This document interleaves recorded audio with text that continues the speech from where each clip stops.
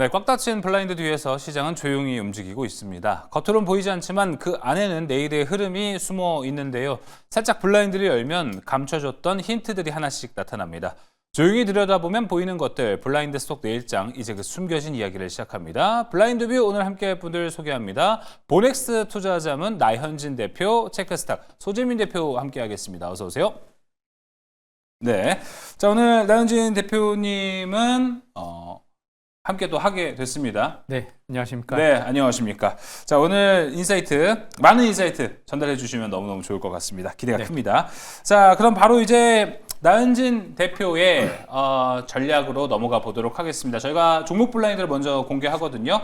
나현진 대표가 준비한 종목 블라인드 지금 공개합니다. 블라인드 공개해 주시죠. 상승 시그널 포착, 이 종목 출발 준비 완료입니다.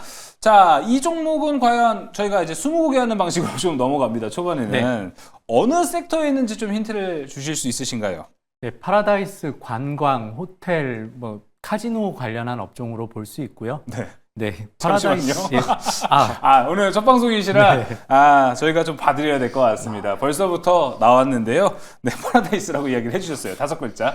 자, 우리 파라다이스는 제치고. 그러면 여기가 이제 면세도 되고요. 카지노도 좀 되잖아요. 소재민 대표가 봤을 때는 이쪽 섹터 지금 좀 어떻게 보세요? 사실 실적이나 이런 부분에 대해서 개선 측면이 분명히 있는 섹터이기도 하고 또 지금 한한령 해제라던가 중국과의 관계가 좀 일부 개선되고 있다는 점 그런 것들 생각해 본다라고 하면 이제 만약에 이제 대선 결과에 따라서 또 얘기가 달라지겠지만 만약에 정권 교체까지 이어진다라고 하면 친중에 대한 건 좀 더 강해질 터이니 그렇다라고 한다면 파라다이스 이렇게 카지노 쪽은 괜찮지 않을까 이런 생각이 드네요. 왜 또 얘기하세요? 기껏 묻어놨는데 제가 일부러 카지노, 면세 이렇게만 얘기를 했는데 굳이 이렇게 또 5글자 이야기를 해주셨습니다. 자, 그러면 나현진 대표님 오늘 어떤 종목 갖고 왔을지 진짜 궁금하지 않나요? 예. 저 진짜 모르겠어요, 오늘. 카지노가 너무 여러 개여가지고. 와, 진짜 많거든요. 최소 3개인데 3분의 1 확률을 뚫고 어떤 종목이 나올지 정말 궁금합니다. 자, 그럼 블라인드 바로 공개해 보도록 하겠습니다. 블라인드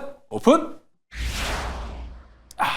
파라다이스였군요. 저 강원랜드인 줄 알았어요. 방송을 이렇게 하는 겁니다. 네. 자, 파라다이스 한번 들어보도록 하겠습니다. 투자 포인트 얘기해 주시죠. 네, 파라다이스 같은 경우에 가장 먼저 살펴봐야 될 부분이 인천공항이 작년 12월에 확장이 완료가 됐습니다. 4단계 확장이 완료가 되면서 그동안 7천만 명, 연간 7천만 명 정도의 그 관광객을 수용할 수 있었던 것에서 1억 명으로 증가를 한 상황이고요. 인천공항이 이렇게 확대가 된 거에 대한 수혜는 파라다이스는 분명히 받을 수 있을 것으로 보고 있습니다. 주요 인천 그리고 서울 시내, 부산, 제주도까지 해외 외국인들이 가장 많이 찾는 거점 도시 4곳에 모두 이제 업장을 가지고 있는 곳은 파라다이스가 거의 유일하다고 볼 수 있겠습니다. 가장 두 번째로 볼 때는 파라다이스 같은 경우에 다른 호텔 브랜드나 아니면 카지노에 치중되어 있는 그 회사에 비해서 카지노 비중이 가장 높습니다. 면세나 호텔 실적보다는 카지노 비중이 가장 높기 때문에 카지노의 드랍액이 얼마만큼 올라섰느냐, 그리고 큰손, 중국 관광객이나 일본, 동남아를 비롯한 큰손 관광객들의 유입이 얼마만큼 증가를 했느냐가 가장 중요한 포인트로 볼 수 있겠고요. 작년에 비해서 한 40% 정도 증가할 것으로 예상이 되고 있습니다. 그럴 경우에 연간 영업이익 실적은 한 1,000억 원 정도 예상이 되고 있는 상황이고요. 파라다이스가 한 1,000억 정도가 예상이 된다고 하면 주가 PER 측면에서도 현재 이제 저평가 구간이다. 아직까지는 그렇게 볼 수 있겠습니다. 지금 관광객 수도 하나가 중요한 포인트가 될 수 있겠는데요. 2018년 수준으로 회복이 돼 있는 상태입니다. 그동안 코로나를 거치면서 관광객 수 그리고 이제 해외에서 카지노, 큰손 이런 활발하게 활동하지 못하고 유입이 거의 없었던 상황에 비해서 2018년도면은 그때 당시 기억을 되돌아보면 상당히 한류 관광이 활성화되어 있던 시점인데 그 정도 수준으로 돌아왔다는 점은 상당한 의미가 있다고 볼 수 있겠습니다. 알겠습니다. 가격 전략 한번 들어볼까요? 네, 파라다이스 현재 12,000원대를 유지하고 있는 상황이고요. 점차 수급도 개선되면서 상승을 하고 있는 상태입니다. 목표가 15,000원, 그리고 손절가는 11,000원 정도 잡고 제안해 드리겠습니다. 네, 파라다이스 이야기 들어봤습니다. 목표가 15,000원, 손절가 11,000원으로 제시가 됐습니다. 자, 중국에 대한 기대감 계속해서 받아가고 있다는 것도 체크해 보시면 좋을 것 같고요. 자, 이어서 소재민 대표가 준비했습니다. 오늘 어떤 종목 갖고 왔을까요? 종목 블라인드 공개해 주시죠.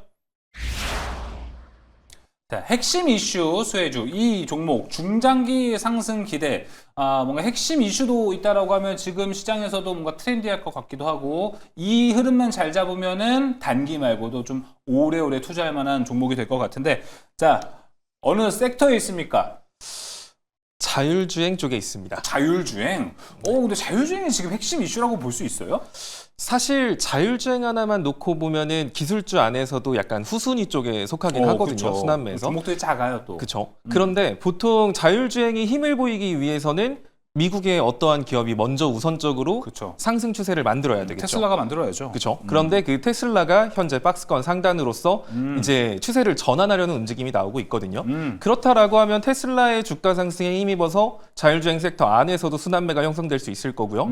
또 추가적으로 UAM이라든지 이런 다양한 부분에도 자율주행 기술이 접목되면서 네. 어떻게 보면은 또 로봇, UAM, 전 테슬라 영향으로 겹테마를 형성할 수 있기 때문에 네. 자율주행 쪽 좀 눈여겨보고 있습니다. 알겠습니다. 나현진 대표님은 이 자율주행에 대해서 좀 어떻게 생각을 하세요 현재? 네, 자율주행이 활성화되기 위해서는 법적인 규제 제재가 좀 먼저 풀려야 되는데 이번에 대선을 앞두고 정책이 많이 나오고 또 정책에 대해서 이제 개방적인 분위기를 계속 이끌어가고 있다는 점에서 볼 때 네. 자율주행에 대해서 좀 더 호의적인 시장 분위기가 만들어지지 않을까 그쵸? 예상하고 있습니다. 뭔가 정책에서도 한 방 딱 올려주면은 자율주행은 뭔가 날개를 대고 더 올라갈 수 있지 않을까 싶습니다. 종목도 워낙 많아가지고 이제 선별을 잘 해봐야 될 것 같은데 과연 소재민 대표 어떤 종목 갖고 왔을지 지금 공개해 보도록 하겠습니다. 블라인드 오픈. 스마트 레이더 시스템. 이제 솔직히 대표 종목이 아닐까 싶습니다. 얘기 들어볼까요? 그렇죠. 예전에 자율주행 안에서는 모트렉스, 모바일 어플라이언스, 라이닉스 굉장히 다양한 종목들이 존재를 하는데 최근 시장 분위기에서 그중에 시장 섹터가 먼저 움직인다라고 했을 때 보통 신규 상장주 쪽 위주로 상장된 지 얼마 1, 2년 안 된 그런 종목들이 우선적으로 그 섹터의 악성 매물대가 적기 때문에 워낙 또 긴 시간 동안 시장이 안 좋았기 때문에 악성 매물대들이 오래된 종목들은 더 많이 쌓여있을 가능성이 높거든요. 따라서 상장된 지 2년 안쪽에 된 종목군들 위주로 우선적으로 섹터 대장을 하는 모습이 많이 나오고 있고요. 일단 아까 앞서 말했듯이 스마트 레이더 시스템, 이 자율주행 섹터를 긍정적으로 보는 이유를 간단하게 차트를 보면서 좀 다뤄볼 필요가 있을 것 같은데 일단은 테슬라 차트를 한번 제가 HTS로 보여드리면 테슬라 같은 경우가 굉장히 긴 시간 우하향 큰 낙폭을 보여줬고요. 아래 구간에서 이렇게 단기 박스권을 형성을 했습니다. 자, 그리고 지금 위치는 어제 또 미국 내에서 자율주행 규제가 완화됐다는 소식으로 금요일 날 테슬라가 9% 가까이 상승을 했죠. 그 상태에서 테슬라가 현재 박스권 상단과 60일선을 동시에 돌파 시도하고 있는 상황이에요. 만약에 테슬라가 이 자리 280불, 290불 위로 올라선다라고 하면 테슬라가 횡보 추세를 끝내고 단기 우상향 추세를 바꿀 수 있을 거고요. 그렇다라고 한다면 자율주행 안쪽에서도 순환매가 다시 시작될 가능성이 높기 때문에 사실 오늘 SKT 이슈만 아니었다라고 하면 자율주행이 시장의 대장이 될 뻔했는데 이 부분 좀 진정되면 다시 한 번 더 스마트 레이더 시스템 움직임 좋게 나올 수 있을 거라고 보여지고 있습니다. 자, 게다가 드론용 레이더 기술 이쪽도 영위하고 있는 기업이고요. 다만 지금 실적이 좀 아쉽다라는 건 아쉽지만 이 부분도 개선의 움직임이 나오고 있기 때문에 시장이 좀 반등한다라고 하면 기술주 순환매에서 자율주행 다시 등장할 수 있으니까 이쪽 여러분들이 눈여겨보시면 좋을 것 같고요. 네. 이제 가격 전략 같은 경우는 다만 지금 차트를 보면은 조금 아직까지는 확실히 추세를 확 뻗다라고 말하기에는 조금 어려운 부분이 있어요. 맞아요. 기술적 반등 수준이긴 하나 여기서 만약에 시장 지수가 빠진다라고 하면 해당 종목 9,000원 정도 선까지 밀리다가 올라갈 수 있거든요. 그러면 지금 급하게 한 번에 매수하기보다는 9,000원 정도 조정 예상하면서 분할 매수로 평단은 한 9,300원 정도 선으로 맞춰 놓는다라고 생각을 하시면 좋을 것 같고요. 그리고 목표가 같은 경우는 일단 240선 1,700원 정도. 이 정도 돼도 수익률이 거의 한 8, 9% 되거든요. 이 정도를 단기 목표가로 잡고 투자하시면 될 것 같고요. 손절가는 아까 말한 9,000원짜리 이탈했을 때는 8,000원 정도까지도 네. 조정이 다시 나올 수 있으니까 9,000원 이탈했을 때는 손절. 이렇게 대응하시면 될 것 같습니다. 네, 매수가와 손절가 라인 중요할 것 같아요. 현재가에서 9,300원까지가 매수 라인이고요. 밴딩이고요. 손절가는 9,000원, 목표가이다 1,700원까지 바라보고 있습니다. 자, 종목 블라인드 한번 살펴봤고요. 이어서 이제 전략 블라인드 하나하나씩 살펴보도록 하겠습니다. 먼저 나현진 대표가 준비했습니다. 전략 블라인드 공개해 주시죠. 기관, 외국인 흐름에 맞춘 투자 전략은 바로 이거다. 수급이 아닐까 싶습니다. 뭐 기관, 외국인이 사고 있는 이 전략은 수급. 말이 좀 어려워요. 바로 봐야 될 것 같다라는 좀 생각이 듭니다. 자, 블라인드 바로 오픈해 보겠습니다. 블라인드 오픈. 전력 인프라. 섹터를 준비해 오셨네요. 오, 알겠습니다. 그럼 전력 인프라가 지금 시장에서 가장 괜찮아 보이는 섹터로도 해석을 할 수 있을까요? 앞으로 가장 좋아질 수 있는 섹터로 볼 수 있겠습니다. 예. 네, 뭐 그 중에서도 효성중공업 같은 경우에 한번 종목을 놓고 이제 수급을 보면 기관 그리고 외국인 연기금까지 오늘 들어오면서 계속해서 수급은 양호한 상황을 올 초부터 이어가고 있습니다. 다만 관세에 대한 우려 때문에 한동안 좀 부진했었던 영향이 있는데요. 그 부분을 제외한다면 올해까지도 상반기 계속 수급은 양호하게 이어질 것으로 보고 있어서 가장 유력한 섹터로 상승 유력한 섹터로 꼽아볼 수 있겠습니다. 네. 뭐 그 원인으로는 한 두 가지 정도를 꼽을 수 있겠는데요. AI가 이제 가장 좀 보편화되면서 샘 올트먼이 한번 인터뷰를 해서도 얘기를 했었지만 고맙습니다라는 말을 쓰지 말아달라고 할 정도로 그 연산 그리고 결과값이 나오는 거에 대한 AI에 대해서 사용하고 있는 전력량의 수요가 굉장히 급증하고 있는 추세입니다. 이 부분에서 그 전력량은 급증을 하고 있는데 반해서 그동안 만들어졌던 송배전 전력 설비 시스템 같은 경우는 한 몇십 년 동안 이어져 온 거에서 대대적인 보수는 이어진 적이 없는 상황입니다. 예. 그럼 AI가 새롭게 이제 탄생하면서 벌어지는 전력량의 수요를 이제 맞춰가려면 전력 인프라에 대한 수요는 계속해서 증가해야 될 것으로 그렇게 판단하고 있습니다. 알겠습니다. 자, 그러면은 나현진 대표님 짧게만 단답으로 답변해 주셔도 됩니다. 아까 종목에서는 파라다이스 얘기하셨고 여기서는 전력 인프라, 효성중공업 거론까지 해주셨습니다. 네. 그 중에 뭐가 더 좋습니까? 크게 중무장대 산업으로 본다면 효성중공업이 좀 더 좋을 것으로 보이고요. 네. 단기적으로 에이펙 일정 올 10월에 있지만 그때나 관광업에 대해서 한한령 해제 정도 분위기가 된다면 단기적으로는 관광 파라다이스가 좀 더 수혜를 받을 것으로 예상합니다. 알겠습니다. 단기 그리고 중장기 포인트 잘 짚어보시면 좋을 것 같고요. 자, 그래서 소재민 대표 준비했습니다. 전략 블라인드 공개해 주시죠. 시장 주도주를 포착할 투자 전략은 바로 이거다. 시장 주도주. 이거 하면은 우리가 알아차릴 수 있다. 이건데 블라인드 바로 오픈해 보도록 하겠습니다. 블라인드 오픈. NT 체크. NT가 뭐예요? 줄임말이죠. 미국에서 가장 핫한 기업 두 개를 뽑으라 그러면 어떤 거를 뽑으실 것 같나요? 아, 저게 그거예요? 네. 그러면 엔비디아. 그리고 T가 테슬라. 그렇죠.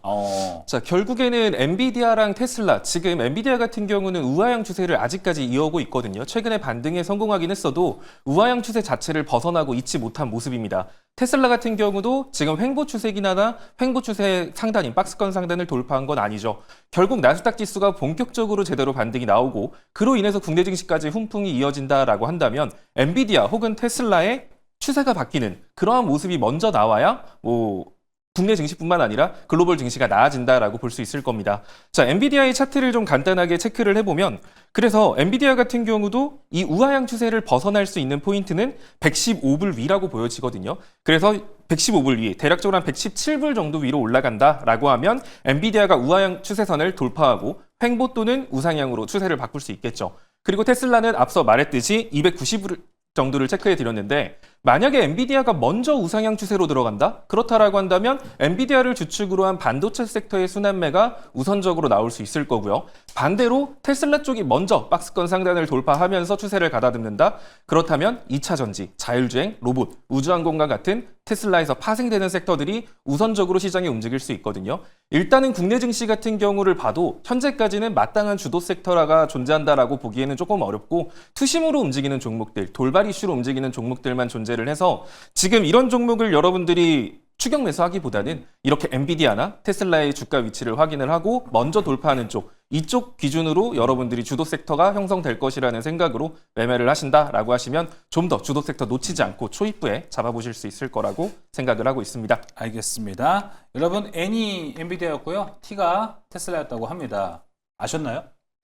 예상을 하기는 했습니다. 아, 진짜요? 저는 그럴 거면 사이에 슬래시를 왜 넣나 라고 좀 생각이 들어가지고 어떤 특정한 뭐가 있는 줄 알았습니다. 그래도 여러분 우리만 알면 됩니다. 엔비디아 N, 테슬라 T 두 개 챙겨가시면 좋을 것 같습니다. 자, 그럼 오늘 이제 블라인드 뷰는 여기서 마무리해 보도록 하겠습니다. 지금까지 나현진 대표와 수재민 대표 함께 했습니다. 오늘 말씀 고맙습니다.